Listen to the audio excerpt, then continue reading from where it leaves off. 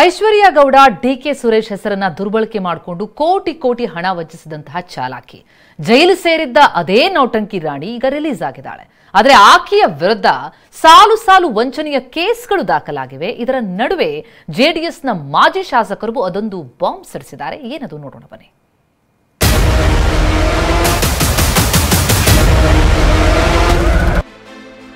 ಜಾಮೀನು ಸಿಕ್ಕರೂ ಐಶ್ವರ್ಯ ಗೌಡಳಿಗೆ ತಪ್ಪದ ಸಂಕಷ್ಟ. ಬಿಡುಗಡೆ ಆಗ್ತಿದ್ದಂತೆ ಮತ್ತೊಂದು ನೋಟಿಸ್ ಕೊಟ್ಟ ಖಾಕಿ. 9 ಕೋಟಿ ಮೌಲ್ಯದ ಚಿನ್ನ ಖರೀದಿಸಿ ವಂಚನೆ ಮಾಡಿದ ಕೇಸ್ನಲ್ಲಿ ಐಶ್ವರ್ಯ ಗೌಡ ಹಾಗೂ ಪತಿ ಹರೀಶ್ ಅರೆಸ್ಟ್ ಆಗಿದ್ರು. ಜನವರಿ 6ರವರೆಗೆ ಇಬ್ಬರನ್ನ ಪೊಲೀಸರ ಕಸ್ಟಡಿಗೆ ನೀಡಲಾಗಿತ್ತು. ಆದ್ರೆ ಸೋಮವಾರ ಸಂಜೆ ಹೈಕೋರ್ಟ್ನಿಂದ ಇಬ್ಬರಿಗೂ ಜಾಮೀನು ಸಿಕ್ಕಿದ್ದು, ಇಬ್ಬರು ರಿಲೀಸ್ ಆಗಿದ್ರು. ಆದ್ರೆ ಇಬ್ರು ಮನೆ ತಲುಪೋ ಮುನ್ನವೇ ಪೊಲೀಸರು ಮತ್ತೊಂದು ನೋಟಿಸ್ ಕೈಗಿಟ್ಟಿದ್ದಾರೆ. ಮಂಗಳವಾರವೇ ವಿಚಾರಣೆಗೆ ನಿಮಗೆ ಉಬ್ಬಿದ ರಕ್ತನಾಳ ಅಂದ್ರೆ ವೆರಿಕೋಸ್ ವೇನ್ಸ್ ಸಮಸ್ಯೆ ಇದ್ದಲ್ಲಿ ಫ್ರೀ ಡಾಪ್ಲರ್ ಸ್ಕ್ಯಾನಿಂಗ್ ಗಾಗಿ ಹಿಂದೆ ಭೇಟಿ ಕೊಡಿ ಏವಿಸ್ ಆಸ್ಪತ್ರೆಗೆ ಸೂಚಿಸಿದ್ದಾರೆ. ಆದ್ರೆ ಐಶ್ವರ್ಯ ನಿನ್ನೆ ವಿಚಾರಣೆಗೆ ಗೈರಾಗಿದ್ದು, ಪತಿ ಹರೀಶ್ ಮಾತ್ರ ವಿಚಾರಣೆಗೆ ಹಾಜರಾಗಿದ್ದ.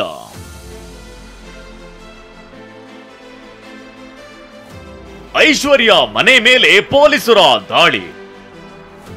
ಇನ್ನು ನ್ಯಾಯಾಲಯದಿಂದ ಸರ್ಚ್ ವಾರೆಂಟ್ ಪಡೆದ ತನಿಖಾಧಿಕಾರಿಗಳು ನಿನ್ನೆ ಐಶ್ವರ್ಯ ಗೌಡ ರಾಜರಾಜೇಶ್ವರಿ ನಗರ ಮತ್ತು ತಲಘಟಪುರ ನಿವಾಸದ ಮೇಲೆ ದಾಳಿ ಮಾಡಿದ್ರು. ದಾಳಿ ವೇಳೆ ಚಿನ್ನದ ಆಭರಣ ಮತ್ತು ಕೆಲ ದಾಖಲಾತಿಗಳು ಪತ್ತೆಯಾಗಿದೆ ಎನ್ನಲಾಗಿದೆ.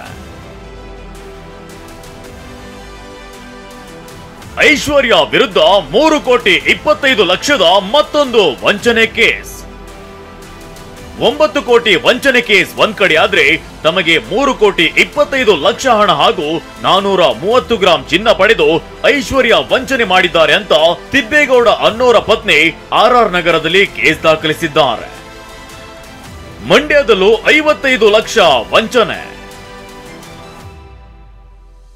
ಹೆಚ್ಚು ಬಡ್ಡಿ, ಸೈಟ್ ಆಸೆ ತೋರಿಸಿ ಹಣ ಪಡೆದು ಮಂಡ್ಯ ಮೂಲದ ರವಿಕುಮಾರ್ ಹಾಗೂ ಪೂರ್ಣಿಮಾ ಅನ್ನೋರಿಗೆ ವಂಚಿಸಿದ್ದಾರೆ ಅಂತ ಐಶ್ವರ್ಯ ವಿರುದ್ಧ ಮಂಡ್ಯದಲ್ಲೂ ಕೇಸ್ ದಾಖಲಿಸಲಾಗಿದೆ. ಮಂಡ್ಯ ಪಶ್ಚಿಮ ಠಾಣೆಯಲ್ಲಿ ಐಶ್ವರ್ಯ ಗೌಡ ಜೊತೆಗೆ ಪತಿ ಹರೀಶ್, ಸಹೋದರ ಹಳ್ಳಿ ಮಂಜು ಕೂಡ ಆರೋಪಿಗಳಾಗಿದ್ದಾರೆ. ಕಾಂಗ್ರೆಸ್ ನಾಯಕನ ಎಲೆಕ್ಷನ್ಗೆ ಐಶ್ವರ್ಯ ಫಂಡಿಂಗ್. ಜೆಡಿಎಸ್ನ ಮಾಜಿ ಶಾಸಕನಿಂದ ಗಂಭೀರ ಆರೋಪ. ಕಾಂಗ್ರೆಸ್ ಶಾಸಕ ನರೇಂದ್ರ ಸ್ವಾಮಿ ಚುನಾವಣೆಗೆ ಐಶ್ವರ್ಯ ಗೌಡರ ವಂಚನೆ ಹಣ ಬಳಕೆಯಾಗಿದೆ. ಆಕೆಗೆ ಸ್ಥಳೀಯ ಕಾಂಗ್ರೆಸ್ ನಾಯಕರ ಬೆಂಬಲವೂ ಇದೆಯಂತ ಮಾಜಿ ಶಾಸಕ ಅನ್ನದಾನಿ ಸ್ಫೋಟಕ ಆರೋಪ ಮಾಡಿದ್ದಾರೆ. 2023 ಚುನಾವಣೆಯಲ್ಲೂ ಕೂಡ ಅವರ ಶಾಸಕರ ಮತ್ತು ಐಶ್ವರ್ಯ ಗೌಡರ ಮಧ್ಯದಲ್ಲಿ ಹಣದ ವ್ಯವಹಾರನೂ ಕೂಡ ನಡೆದಿದೆ. ಫಂಡಿಂಗ್ ಮಾಡಿದ್ದಾರೆ ಅಂತಕ್ಕಂಥ ಒಂದು ಗುಮಾನಿ ಇದೆ ನಮಗೆ. ಇವತ್ತು ಮಾಧ್ಯಮದ ಮುಖಾಂತರ ಹೇಳ್ತಾ ಇದ್ದಾರೆ. ಇದಕ್ಕೆ ಸ್ಥಳೀಯ ಕಾಂಗ್ರೆಸ್ ನಾಯಕರ ಬೆಂಬಲದೊಂದಿಗೆ ಈ ವ್ಯವಹಾರ ನಡೆದಿದೆ ಅಂತಕ್ಕಂಥದ್ದನ್ನ ನಾನು ನೇರವಾಗಿ ಆಪಾದನೆ ಮಾಡ್ಲಿಕ್ಕೆ ಬಯಸ್ತಾ ಇದ್ದೀನಿ. ಮಾಜಿ ಸಂಸದ ಡಿಕೆ ಸುರೇಶ್ ಹೆಸರು ಹೇಳಿ ವಂಚನೆ ಮಾಡಿರೋ ಐಶ್ವರ್ಯ ಗೌಡ ವಿರುದ್ಧ ಸಾಲು ಸಾಲು ಆರೋಪಗಳು ಕೇಳಿ ಬರ್ತಿವೆ. ಪೊಲೀಸ್ ತನಿಖೆ ಬಳಿಕವೇ ಇದರ ಅಸಲಿಯತ್ತು ಬಯಲಾಗಲಿದೆ. ಮಂಡ್ಯದಿಂದ ಪ್ರಶಾಂತ್ ಹುಲಿಕೆರೆ ಜೊತೆ ಪ್ರಜ್ವಾಲ್, TV9 ಬೆಂಗಳೂರು.